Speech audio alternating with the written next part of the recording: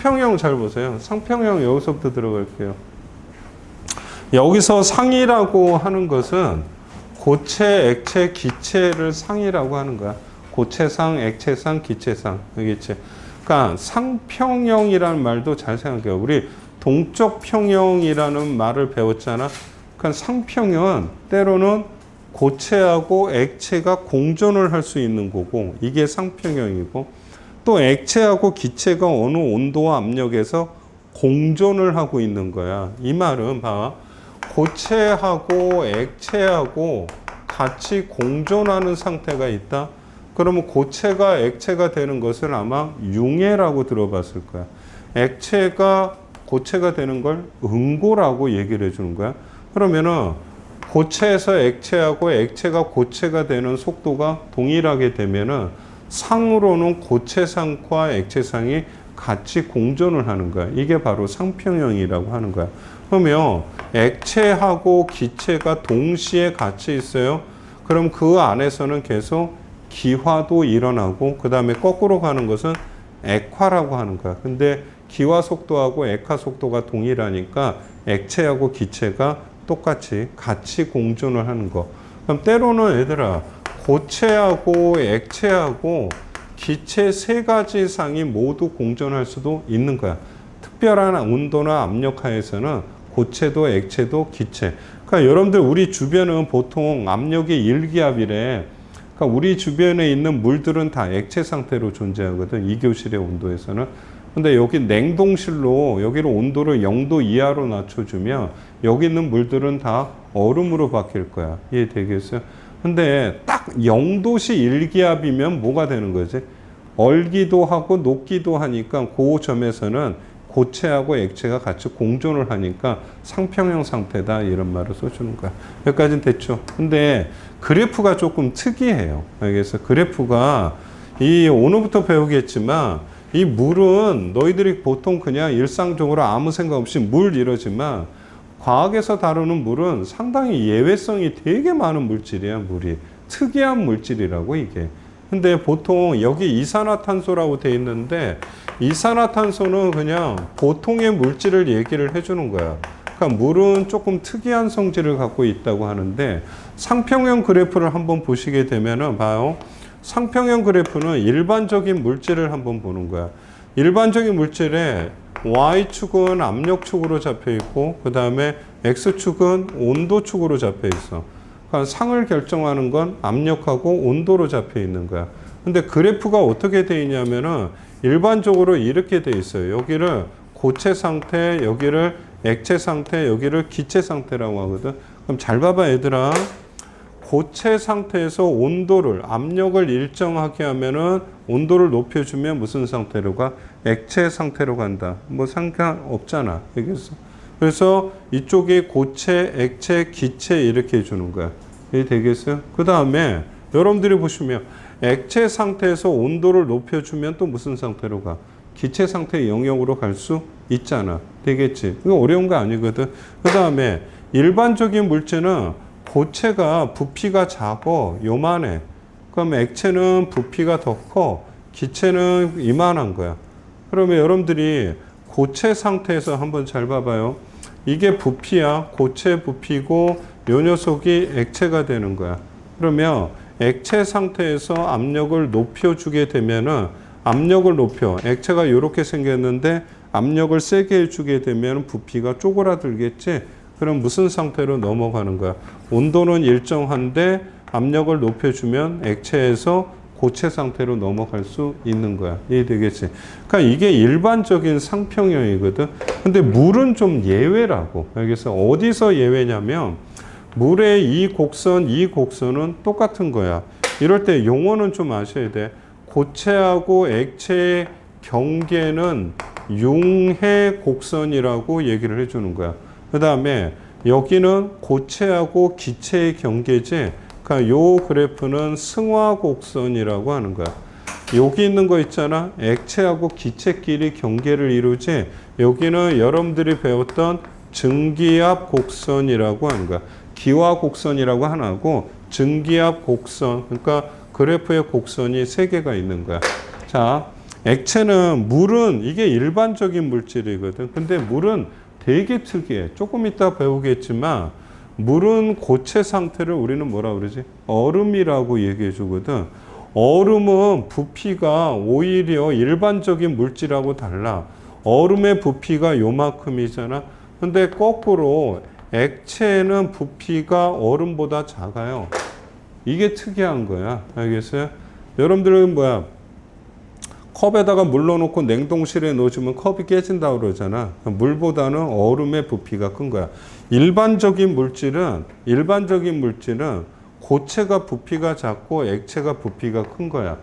근데 물은 좀 예외야. 물은 고체가 이상하게 부피가 큰 거야. 그러면은 액체 상태에서 물을 압력을 높여주게 되잖아. 그러면 부피가 오히려 못 해줘야 돼? 커져줘야 되는 거야. 이해되겠어? 잘 봐봐 얘들아. 부피가 작다, 부피가 커져야 되는 거야. 커져야 돼? 그런데 액체에서 압력을 높여주면 부피가 오히려 커져. 그럼 부피가 작으려면 압력을 높여야 돼? 낮춰야 돼? 낮춰야 된다고. 그래서 일반적인 물질은 융의 곡선이 어느 쪽? 오른쪽으로 기울어져 있지만 물 같은 거는 반대로 기울어져 있어요. 이게 특이한 거야.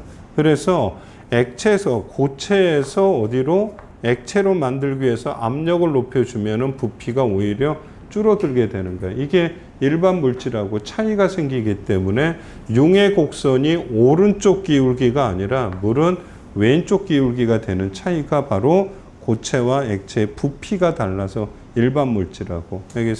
그래서 물의 상평형 그림은 여기만 잘 보시는 거야. 일반적인 물질은 오른쪽 기울기를 형성하는데 이 녀석은 왼쪽 기울기를 형성하게 되는 이유가 부피가 다르기 때문에 그래. 알겠어요?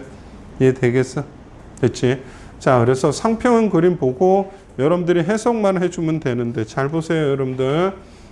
고체, 액체, 기체 상태고 요점이 있지. 근데 물 같은 경우에는 압력은 사실 뭐 0.006이고 온도는 0.01. 요 온도에서는 여기는 삼중점이라고 돼 있지. 여기는 고체도 있고 액체도 있고 기체도 공존을 하고 있는 거야. 그 다음에 요점을 한번 찍어볼까? 여기 같은 경우에는 일기압 상태에서 100도씨야. 그럼 여기는 액체도 있고 기체도. 그럼 여기가 상평형이라고 하는 거예요. 여러분들이 알고 있는 거 일기압에 몇 도씨가 되면 0도씨가 되는 곳 여기 있잖아. 여기는 0도씨 일기압. 그럼 고체하고 액체가 공존하는 상평형 상태에 있다고 얘기해 주는 거야. 됐어요? 뭐 어려운 내용 하나도 없어요. 잘 봐라. 상평형 그래프가 보면은 왜 기울기가 왼쪽으로 기울어져 있어요? 그거는 방금 전에 얘기했잖아. 우리가 생각하는 거하고 일반적인 물질하고는 달라. 알겠어요? 일반적인 물질은 고체가 이렇게 돼 있고 액체가 분자 운동이 활발하니까 부피가 커져 있는데 우리 물이라는 녀석은 사실 얼음이 더 부피가 더 커져 있다고. 알겠어? 그 이유는 조금 이따 수소결합하면서 얘기를 해드릴 거고. 그래서 상평형 그래프를 보면 밑에다가 이거 원래 다 빼버리려고 했는데 정리를 다 해놨어요. 여러분들 보시면은 이것만 보세요. 일반적인 물질은 부피가 누가 더 크다고 그랬어? 고체가 더 크다고 얘기했어? 액체가 크다고 그랬어? 액체가 크다고 그랬잖아. 그러나 물은 예외야. 고체 상태인 얼음이 큰 거야. 그래서 이게 가장 큰 차이점이야. 여러분들이 생각해 봐. 밀도 봐봐. 일반적인 물질은 고체가 더 무겁다고 하나? 알겠어? 고체가 무슨 뭐야? 보통 보면은 고체가 더 무거운 거야. 밀도가 크다고. 그러나 밀도라고 하는 것이 공식은 부피분의 질량이라고 하는 거야. 질량은 변하지 않으니까 얼음하고 물의 질량은 동일한 상태에서 얼음이 부피가 크기 때문에 밀도가 오히려 작은 거야. 밀도. 그래서 밀도는 누가 크냐 하면 물이 더 큰 거야. 보통 여러분들 물 위에 얼음이 뜨는 거야? 얼음 위에 물 뜨는 거야? 여기 있네. 물에 뭐가 떠 있어요? 얼음이 떠 있잖아. 그럼 누가 밀도가 큰 거야? 물이, 액체가 밀도가 큰 거야. 그러나 일반적인 물체는 액체가 부피가 더 커. 액체가 부피가 더 크니까 밀도가 더 작은 거야. 그래서 똑같은 액체 있잖아. 그게 대표적인 게 파라핀이라고 그래갖고 여러분들 그 양초 있잖아. 양초를 가열하면 액체가 되거든. 그 액체에다가 여러분들이 고체 양초를 넣어주면 액체 파라핀하고 고체, 이 고체가 가라앉게 돼 있다고. 그러니까 일반적으로 생각하는 고체가 무겁다는 뜻이야. 근데 물만 예외인 거야. 그럼 융의 곡선은 얘는 왼쪽으로 치우쳐 있고 얘는 오른쪽. 그럼 세상에 있는 물질들은 다 이런 걸 따라가는데 물만 차이가 있다는 뜻이야. 이해되겠어요? 그 이유가 뭐예요? 그러면 그래프에서 고체에서 얼음에서 압력을 높여주면 액체로 가는 거야. 대표적인 게 오늘 계속 나오는데 얼음에다 압력을 주면 물이 된다는 거 그 정도 생각하시고, 그렇지? 그 삼각은 아까도 그려놨잖아. 이게 그림 하나만 이해하시면은 이렇게 하나만 그려주면 돼. 얘는 부피가 작군, 크군. 근데 일반적인 애들은 액체가 부피가 크군, 고체가 부피가 작군. 그러니까 이런 그림만 하나 연상을 해주면은 여기서 압력을 높여준대. 그러면 압력을 높여줘. 그럼 액체 상태에서 압력을 높여주면 부피가 작아지군. 이렇게 생각하고, 물 같은 경우는 고체 상태에서 압력을 높여줘야지 부피가 작아지군. 이렇게 생각해 주는 거야. 끝. 그 다음에 압력이 감소하면 녹는 점, 끓는 점은 어떻게 되오는데 한 번만 할 테니까 이해가 되는지 잘 보세요. 액체 상태하고 일반적인 물체 한번 해볼게. 그래프 이렇게 그려주고 이렇게 해서 이렇게 대충 그려주는 거야. 됐지? 그 다음에 이렇게 보세요. 여기가 지금 현재 일기압 상태야. 여기가 고체 갖다 놓고 액체 갖다 놓고 기체 갖는 거야. 그러니까 일반적인 물체는 고체에서 액체, 요게 녹는 점이라고 그러고 여기를 끓는 점이라고 하는 거야. 이해되겠지? 잘 봐요. 압력 잘 봐봐. 이 상태에서 일기압보다도 압력을 높여준다. 그러면 녹는 점, 이거 외우는 거 아니야. 그래프에서 하는 거지. 녹는 점은 더 낮아져요, 높아져요? 높아져요, 이렇게 해주는 거야. 끓는 점은 낮아져요, 더 높아져요? 그러면 높아져요, 이렇게 해주는 거야. 여기까지 이해되겠어? 됐어요? 왜 그럴까? 융의 곡선하고 여기 있는 증기압 곡선이 다 오른쪽 양의 기울기를 갖기 때문에 압력을 높여주면은 녹는 점도 더 높아지는 거고 끓는 점도 더 높아져요. 이렇게 얘기해 주는 거야. 이해되겠어? 근데 물 같은 경우에는 좀 특이한 거야. 물은 융의 곡선이 음의 기울기를 갖고 있는 거야. 여러분들이 보통 물 같은 경우에는 보통 외부 압력 1기압에서 녹는 점이 몇 도예요? 그러면 다들 0도시라고 해. 그 다음에 끓는 점은 100도 이렇게 대답하거든. 여기는 이제는 고체가 얼음의 위치고 여기는 물의 위치고 여기는 수증기의 영역이 돼버리는 거야. 그럼 이런 상태에서 압력을 높여주면 어떻게 되죠? 그러면 그래프를 위로 시프트 올려보세요. 그러게 되면은 이 녀석은 그대로 떨어졌죠. 어느 점은 더 낮아져요. 이렇게 해줘야 되고 끓는 점은 100도보다 더 높아지는 거야. 이게 압력밥솥의 원리라고 그랬잖아. 압력밥솥의 내부는 2기압이야. 그러니까 정상적인 물은 100도에서 끓여야 되는데 압력이 2배로가 되면은 끓는 점이 100도보다 더 높아진다고. 그러니까 온도가 더 높아지니까 쌀이 익는 속도가 더 빨라진다는 거야. 그 압력밥솥은 밥이 빨리 된다고 하는 거야. 여기까지 되겠어? 그 다음에 만약에 1기압보다 압력을 낮춰주면 어떻게 돼요? 그렇게 되면 외우는 거 아니라고 그랬어. 그냥 그래프에다 네가 선 긋고 보면 되는 거야. 0도씨보다 높은 온도에서 녹아요. 이렇게 주는 거고 녹는 점은 높아질 거고 그 다음에 끓는 점은 어때? 더 낮아지겠지. 정상적인 물은 100도에서 끓어야 되는데 100도 이하에서 끓어버리는 거야. 압력이 낮아지면. 어디서? 높은 산에서 밥할 때 그런 거 아니야. 높은 산에 가면은 공기가 별로 없기 때문에 기압이 뚝 떨어지다 보니까 100도에 있어서 끓지 않고 뭐 대략 70도나 80도에서 물이 끓어. 근데 그 정도 온도 갖고는 쌀이 익지를 않는다고. 그래서 익다 말다 그래서 설익은 밥 이런 얘기 해주는 거야. 이것이 밑에 있는 내용이다. 알겠어요? 끝. 이게 다야. 상평원 그림과 물질의 상태 변화 있을 거야. 이것이 방금 이 그림이에요. 높은 산에 가면은 이거 생각하는 거야. 높은 산에 올라가게 되면은 외부 압력이 낮아져. 그럼 100도씨보다 낮은 온도에서 끓이 설익는 거고 압력밥솥은 어때? 압력이 높아. 그렇기 때문에 100도 이상에서 그러니까 요건 산에서 밥하는 내용이고 요거는 압력밥솥에서 밥하는 내용이 되겠지. 뭐 전혀 어렵지 않고 용의 곡선과 물질의 상태 변화 이렇게 돼 있지. 이거 중학교 어디 책에도 있는데 일단은 용의 곡선을 지금 요것만 하나 확대를 시켜준 거거든요. 그래서 여러분들이 보통 일기압에서 여러분들이 요 정도 0도시 여기가 여러분들이 녹는 점이었다는 뜻이야. 여기 상태에서 압력을 높여준다 이렇게 생각해 보세요. 그러면 압력을 더 높여주면 이렇게 갈 거야. 그러면은 녹는 점이 어떻게 해서 더 낮아지는 거야. 이해되겠어? 무슨 대하겠지? 녹는 점이 더 낮아지는 거야. 그러면 얼음에 압력을 가하면은 뭐가 되겠어? 얼음이 지금 이 상태에서 압력을 높여주면 200으로 들어가니까 액체 상태로 들어가. 이게 보통 여러분들 그 저기 요즘 봤나? 이런 거 유튜브에다가 얼음 덩어리 같은 거 어떻게 그거 운반할까? 배달하고 손으로 만져서 장갑 끼고 그러지 않거든. 얼음 안에 이렇게 보면은 얼음 안에 그 얼음 공장에서 끈을 매달아 놓는 거야. 그러게 되면은 여기 접촉하는 부위에 뭐가 되겠지? 압력이 가해지겠지. 압력이 가해지면은 요 부분이 물이 돼 버리는 거야. 녹아 버린다고. 그러면 실이 계속 밑으로 압력을 주면은 실이 나중에는 이런 식으로 해서 여기 안까지 이렇게 밀고 이렇게 들어가 버린다고. 그래서 이거 양쪽에 끝만 이렇게 들고 나면은 이동하기가 편한 거야. 여기서 아까 김연아 선수 스케이트 하는 거하고 똑같은 거야. 여기서 여기에 압력을 가하게 되면 얼음은 물로 바뀐다. 세상에 있는 물체 모두 그런 게 아니라 얼음만이 특이한 성질이다. 요거 기억하시면 되고, 그 다음에 승하곡선 상태를 이용한 것은 아이스크림 포장할 때 요즘 드라이 아이스 알잖아. 그지? 그러니까 드라이 아이스가 이산화탄소 고체거든. 그러면은 드라이 아이스가 승화가 돼. 기체가 되면서 외부에 있는 열을 뺏어버리는 거야. 그럼 주변은 시원해지는 거야.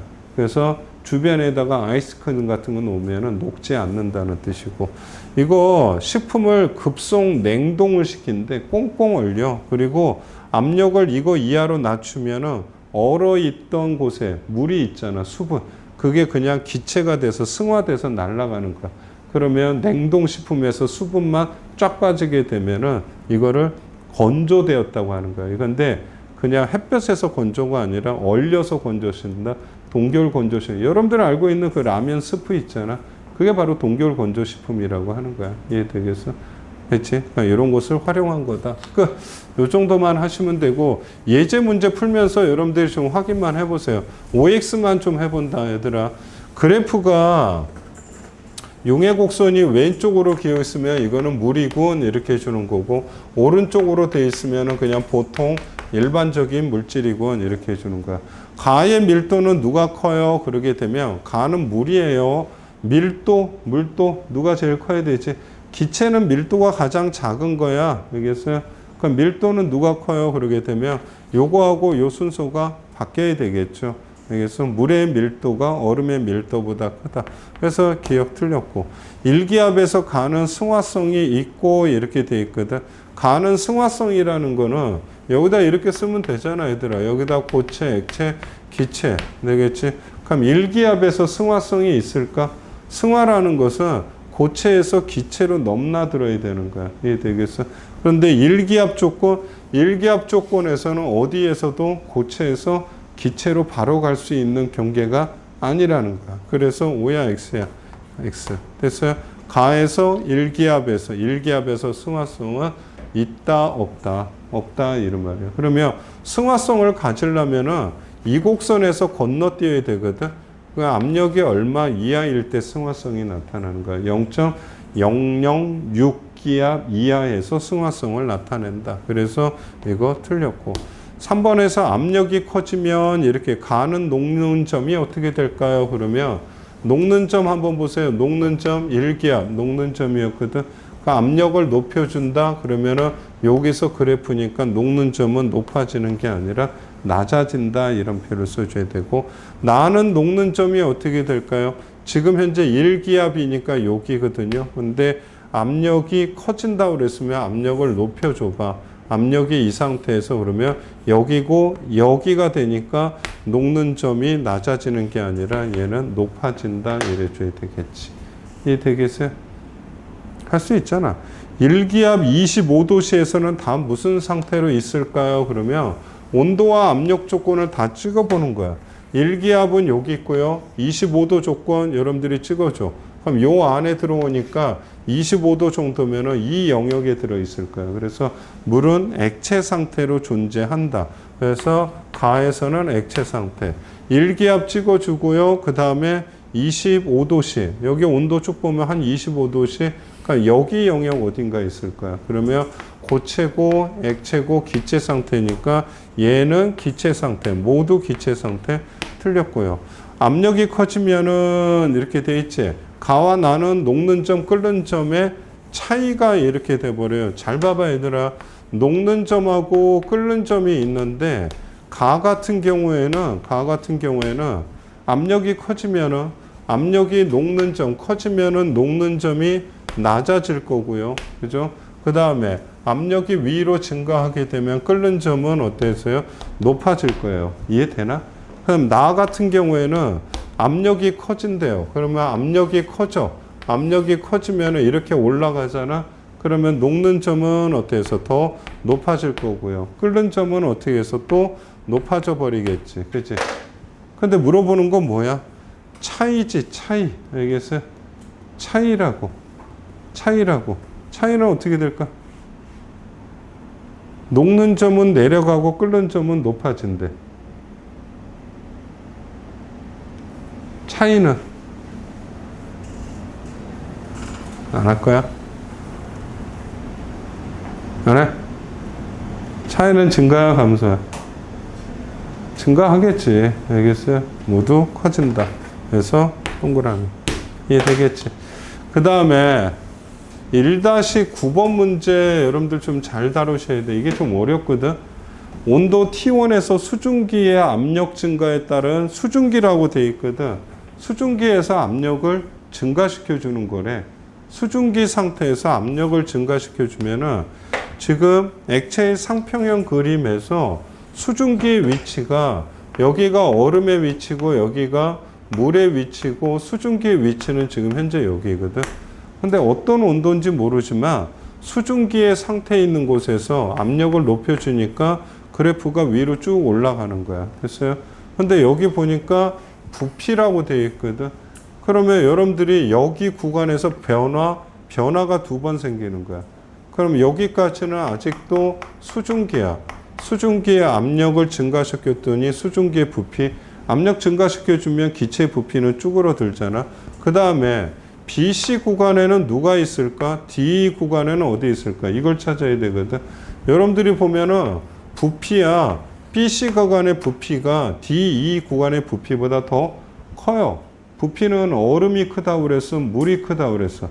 얼음이 더 크다고 그러지 않았어? 그러면은 요 상태에서 존재하는 것은 BC 구간에는 얼음이 있어야 되는 거고, 그 다음에 DE 구간에서는 물이 있어야 되는 거야. 결론적으로는 압력을 높여줬을 때 AB에서는 승화 현상이 일어났어야 되는 거고, 그 다음에 C에서 D로 가면은 얼음이 물이 되기 때문에 융해 현상이 일어났어야 된다는 거야. 이게 좋은 문제야, 이거 모의고사에서. 그럼 AB하고 CD에서 일어나는 건 승화, 융해 이렇게 줬고, 가의 온도 이렇게 돼 있거든. 지금 현재 가의 이거는 T1에서 압력을 점차적으로 높여줬을 때 부피거든. 그럼 어디로 가야 돼? 처음에 기체 상태에서 압력을 높여주면 어디야? 얼음을 거쳐서 물로 가줘야 되거든. 그러면 T2가 여기 있는데 T1이 여기 있다 그러면 수증기에서 압력 높여주면 물이고 얼음으로 갈 수가 없는 거야. 그러면 T1은 T2보다 큰 것이 아니라 T2보다 낮은 온도 있어야 돼. 그러면 수증기에서 압력 높여주니까 얼음이 됐다가 압력을 더 높여주면 물의 영역까지 들어갈 수 있었다는 뜻이야. 그래서 따라서 T1은 T2보다는 작은 온도에서 실험을 했다는 뜻이에요. 그러니까 이 문제 중요하니까 잘 체크하세요. 알겠어? 알겠지? 가장 실수 많이 하고. 좋은 문제예요, 여러분들. 그 다음에 뒤에 보면 숙제할 내용들이 있을 거야. 알겠어? 뒤에 숙제할 내용들 그거 다음 시간까지 다 풀어 오시고요. 알겠어요? 그 내용이 얼마 안 되기 때문에 이건 다음 주에 풀어줄 테니까 고체 상태 그냥 바로 할게요, 여러분들. 고체는 내용이 아무것도 없어. 너희들이 앞에서 배웠던 게 기체 상태 배웠고, 방금 전에 액체 상태 배웠고, 고체. 교육과정 바뀌기 전에 고체 되게 어려웠거든. 고체의 뭐 입자수, 단위 입자수 뭐 이런 거 구하는 문제 되게 어려웠는데 그게 빠져나가면서 뭐 그냥 아무것도 아닌 것만 남았어. 액체는 지금 다 끝났잖아. 그치? 액체에서 배웠던 게 수소결합이 뭐고 분자 사이 힘 배우고 방금 전에 했던 상평형 그림 증기압력 그것만 간단히 배우고 사실 제일 중요한 건 어디라고 그랬어? 기체지. 기체 중에서도 제일 중요한 거. 부분압력 법칙이 가장 중요하다고 그랬으니까. 알겠어요? 여기만 잘하시면 돼. 알겠어? 부분압력. 그 다음에 이제 고체 잠깐 하고 끝날 거야. 고체의 분류는 쓰기만 해. 알겠어요? 고체는 여러분들이 뭔지는 아는데 고체는 두 종류가 있대. 결정형하고 그 다음에 비결정이래. 그림 한번 보면 구성 입자가 이것만 체크하면 돼. 그냥 규칙적으로 배열이 되어 있으면 결정질이라고 하는 거고 비결정직은 입자들이 어떻게 그냥 대충 불규칙하게 배열되어 있으면 비결정적이라는. 그러니까 규칙적인 배열이기 때문에 녹는 점이 일정해요. 고체가 녹는 점. 근데 녹는 점이 일정하다는 건 규칙적으로 배열이기 때문에 고체, 입자 이런 것들이 결합되어 있는 힘이 거의 동일한 힘으로 배열이 되어 있거든. 근데 여기는 불규칙하기 때문에 여기는 강하고 여기는 약하고 여기는 좀 더 강하고 그러니까 결합력이 일정하지가 않은 거야. 그래서 온도를 높여주더라도 얘는 녹는 점이 일정하지 않다. 그냥 단순한 게 된 거야. 그래서 여러분들이 보통 NaCl은 소금이라고 그러고 석영 이런 것들 그 다음에 금, AU는 금, C 같은 거는 탄소. 일반적으로 여러분들이 배웠던 거야. 근데 비결정질 같은 경우에는 뭐 플라스틱, 고무 이런 것들은 녹는 점이 일정하지 않은 거야. 여기 좀 차이가 있어요, 여러분들. 석영이라는 거하고 유리는 식은 똑같이 쓰고 있는데 석영은 결정질에 들어가고 우리가 사용하는 일상의 유리는 비결정질에 들어가 있거든. 그러니까 똑같이 SiO2라고 쓰는데 요거는 조금 기억을 하세요. 석영하고 유리는 결정하고 비결정 차이가 있고 녹는 점이 일정이냐 일정하지 않느냐 뭐 이런 차이가 있다. 결정체 고체의 종류는 화학원에서 배웠어요. 이온 결합하는 물질 이렇게 되어 있을 거야. 이게 사실 개정제는 이게 되게 어려웠던 거야. 이게 어려운 것보다 계산 되게 많았는데 그게 싹 빠져나갔어요. 그래서 그냥 여러분들이 남는 게 이거밖에 없어. 이온 결정이 뭐예요? 그러면 금속 원소하고 비금속 원소. 금속 원소는 양이온이 잘 되려고 하고 비금속 원소는 음이온이 잘 되려고 한다. 통합과학부터 했던 거야. 금속 원소는 전자를 잃어버리면 양이온이 된다. 비금속 원소는 전자를 얻으면 음이온이 된다. 그러면 양과 음은 서로 끌어당긴다. 뭐 정전기적 인력 뭐에서 붙들고 있는 거다. 그럼 대표적인 예가 소금이다. NaCl 같은 경우에는 NaCl 이렇게 돼 있거든. 이게 정전기적 인력이다. 그러니까 소금을 녹일 때는 뭐 참고적으로 한 800도 이상이 되게 되면 요 이온 결합이 딱딱 끊어지면서 녹아버린다. 뭐 이 정도. 알겠어요? 됐어요? 그 다음에 이거 통합과학 내용이야. 보통 상온탕에서는 고체 상태, 소금 생각하고 하시면 돼요. 알겠어? 상온이라고 하는 것은 되게 보통 우리 주변에 25도 조건에서 분자가 아니지. 왜? 분자가 아니니까. 알겠어요? 분자는 뭘로 결합되어야 돼? 비금속과 비금속으로 결합되어 있어야 되거든. 근데 이미 금속 원소가 들어가 있으면 이거는 분자라고 하지 않는다고. 이건 그냥 물질의 성제고. 전류가 흘러요. 통합과학 때 배우지 않았어? 고체 상태에서는 전류가 흐르지 않는데 액체 상태나 물에 녹은 수용액 상태에서는 이온이 생기기 때문에 이온의 이동으로 전류가 흐른다. 확인했고, 녹는 점, 끓는 점. 이온 결합력은 되게 강한 결합이에요. 소금만 해도 이게 800도 정도가 되거든.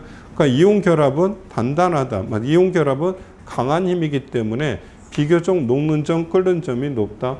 결합력은 단단하나 부서지기 쉽다. 배운 것 같은데 여러분들 그 Na 플러스하고 이거 또 해야 되나? Cl 마이너스 여기 Cl 마이너스 Na 플러스 이렇게 돼 있잖아. 이게 연속적으로 연결이 됐는데 망치로 때리면은 충격을 받으면 여기 있는 원자층이 이렇게 한 층이 밀려버려요. 밀려버리면은 여기 있는 나트륨이 이 자리에 나트륨이 와. 그러면 나트륨은 서로 밀어내잖아. 그럼 반발력 때문에 간격이 떨어지는 거야. 이거를 부서졌다고 하는 거야. 그러니까 이게 여러분들 집에 있는 소금 중에 굵은 소금이 있잖아. 그거를 망치로 충격을 대면 가루가 돼 버리잖아. 그게 사실 내부에서는 원자층이 밀리면서 이 결합 이온들이 사이 거리가 멀어진다는 뜻이야. 그래서 단단한 건 알겠다. 근데 부서진다. 가루가 된다는 뜻이고. 그래서 결합력은 충격에 약한 거고. 소금 물에 잘 녹잖아요. 알겠어요? 그래서 물에 대한 용해도는 굉장히 많다. 알겠어요? 왜? 이게 화학원에서 배웠잖아요. 물은 무슨 성이야? 극성이잖아. 극성. 그러니까 이온성 물질을 잘 녹인다. 뭐 이 정도. 자세한 거 하나도 없어요. 그 다음에 분자 결정은 비금속하고 비금속으로만 돼 있는 거. 그러니까 공유 결합을 갖고 있는 거야. 비금속하고 비금속이 공유 결합을 갖고 있는데 그러면 분자인데 그 분자가 고체 상태로 있는 것을 그냥 분자 결정이라고 얘기를 해주는 거야.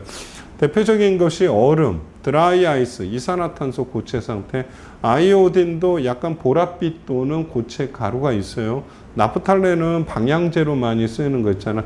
하얀색 동전 이렇게 돼 있는 거, 화장실 같은 데 이렇게 놓은 거, 뭐 이런 것들이 있다. 근데 얘네들은 분자는 말이야, 이 분자 사이 힘 되게 약하다고 배웠잖아. 그러니까 이게 조금만 가열해주면 분자가 툭툭툭 끊어져서 그냥 날아가 버려.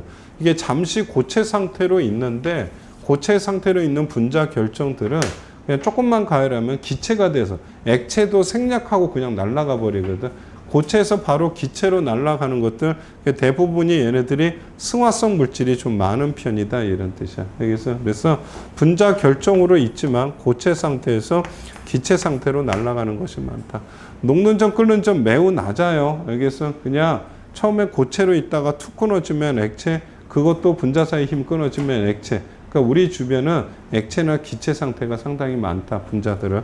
그 다음에 전류 안 흘러요. 여기서 분자 결정은 이온이라는 게 존재하지 않는다고. 근데 모두 부도체인 거야. 근데 옆에 보면은 흑연의 전기 전도성은 예외라고 돼 있거든.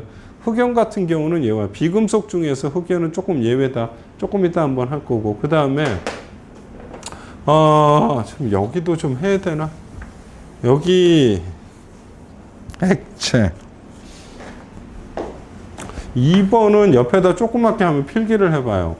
이게 분자 결정이라고는 좀 그러는데 분자성 물질은 이온이라는 게 존재하지 않아. 그러니까 이게 물에 녹아도 설탕이나 포도당 이런 것처럼 그냥 물에 녹아도 그냥 분자 상태로 돌아다니지 원칙적으로 이온이라는 게 없어. 근데 매우 특이한 게 하나 있어. 그게 뭐냐면 우리가 화학원에서 배웠던 산이야, 산. 산 같은 경우 대표적인 게 HCl, 이걸 염산이라고 하거든. 그럼 얘는 비금속이고 비금속이니까 정확하게 분자성 물질 많거든. 근데 이 녀석을 물에다 녹이면은 물 속에서 양이온과 음이온이 형성되는 거야. 그러니까 이런 거 조금 특이한 개념이라는 거야. 그래서 넷째. 근데 우리는 지금 이러한 것은 염화수소 기체거든. 우리 기체 배우는 게 아니라 지금 현재 분자 결정, 고체만 배우고 있기 때문에 여기서 다룰 사항은 아니지만 좀 참고를 하시라. 알겠지? 그 다음에 원자 결정은 똑같은 원자들이 공유 결합만 하고 있는 거야. 분자 사이 힘이 없는 거야. 그래서 얘네들은 탄소, 모든 탄소가 공유 결합으로 되어 있는 거. 구조에 따라서는 다이아몬드, 그 다음에 이거는 아까 석영, 그 다음에 이거는 흑연이라고 하는데 흑연 자세히 보시면 여러분들이 여기 하나, 여기 하나, 여기 하나. 쉽게 말하면 요거를 조금 확대시켜 주면 이쪽으로 중심 탄소가 공유 결합을 3개밖에 못 하는 거야. 그러면은 이쪽에 공유 결합하면 나머지 하나의 전자는 공유 결합을 안 한 상태에서 마음대로 돌아다니는 거야. 그래서 얘가 자유전자의 역할을 해주니까 흑연은 비금속이지만 예외적으로 전류가 흐르는 거다. 뭐 요거 옆에 좀 읽어보시고 그 다음에 공유 결합으로만 돼 있기 때문에 사실 다이아몬드에 이 공유 결합을 끊어내는 데는 한 3000도 이상의 온도가 필요한 거예요. 알겠어? 그러니까 다이아몬드나 석영, 흑연의 녹는 점, 끓는 점은 매우 높은 거야. 왜? 분자 사이 힘이 존재하지 않아. 다 원자 사이의 공유 결합 때문에 그러고, 전기 전도성은 흑연만 예외다. 얘만 흐르고 다 안 흐른다 이런 뜻이고. 그 다음에 동소체라고 돼 있는데 그냥 참고해요. 동자는 같을 동자를 써주고 소자는 원소야. 그러니까 동일한 원소로만 되어 있는 걸 동소체라고 하는 거야. 한 종류로만 되어 있는 거. 예를 들어 보면 흑연도 C라고 쓰고 다이아몬드 C라고 쓰는 거야. 뭐 플로렌, 뭐 C, 6C 뭐 이렇게 써주고 뭐라고 써주는데 다 같은 원소 종류로만 되어 있잖아. 개수가 아니라. 이런 것들은 동소체. 산소의 동소체는 산소 O2, O3는 뭐 오존 이런 거 얘기해 주잖아. 그러니까 얘네들끼리는 서로 동소체 관계라고 하는 거야. 들어보셔야 돼. 나중에 화학과 에너지, 화학 반응의 세상 3학년 때 들어가면 이런 거 다 써먹는 거야. 근데 수정과 유리는 SiO2. 아까 여러분들이 유리도 SiO2, 석영도 SiO2라고 쓰지만 호돈성 물질이라는 건 뭐냐면 그냥 물질이 한 종류의 원소로 되어야 되는데 얘는 SiR도 있고 그러니까 두 종류니까 이걸 화합물이라고 그러거든. 그러니까 얘네들은 동소체라고 하는 게 아니야. 그래서 호돈성 물질이라는 것은 딱 한 종류로 되어 있어야 돼. 이런 것들은 원소가 두 종류로 되어 있으면 이런 것은 화합물이라고 하는 거야. 그래서 수정과 유리는 동소체란 말을 안 쓰는 거야. 알겠어요? 됐지? 그 다음에 금속 결정은 자유전자 그거 하나만 생각하시면 돼. 특별한 것도 없어. 반짝거려요. 그러면 은백색 광택이 나요. 자유전자 때문에. 자유전자가 햇빛을 반사시켜 주는 거야. 그 다음에 단 은백색 광택이 있지만 좀 색깔이 있는 거 있어. 금 노란색, 구리는 붉은색. 금속은 자유전자 때문에 열과 전류가 잘 흐르고요. 그 다음에 금속은 용광로 속에 녹잖아. 그치? 그러니까 녹는 점, 끓는 점이 매우 높다. 예외적으로는 여러분들이 수은은 굉장히 낮아요. 그 수은은 우리 주변에서 액체 상태로 존재하잖아. 알겠어? 금속은 금속인데 액체 상태로 존재한다고. 그러니까 그만큼 녹는 점이 좀 나는 거고. 일족 원소는 통합과학회 때 배웠어요.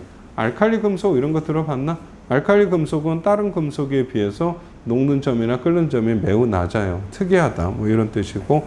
뽑힌다는 거는 실처럼 이렇게 쭉 뽑아내는 거야. 그 다음에 펴짐성은 전성, 얇게 편다는 뜻이고 충격을 줘서 이 말은 소금처럼 아까 이온성 물질처럼 잘 부서지지 않는다. 뭐 이런 뜻이고. 그 다음에 밑에 있는 탐구학습은 한번 여태 했던 거 정리해 놓은 거니까 표를 한번 살펴보고 예제 문제 한번 보세요. 가나다 몇 가지 성질 나타낸다 그러면은 녹는 점이 1000도고 끓는 점이 2300 굉장히 높은 거야. 전기 전도성 없어. 얘는 전기 전도성이 없다가 전류가 흐르는 거야. 고체 상태에서 전류 안 흐르다가 액체나 수용. 그럼 얘는 나에 있는 것은 800도 온도도 아까 가르쳐 줬잖아요.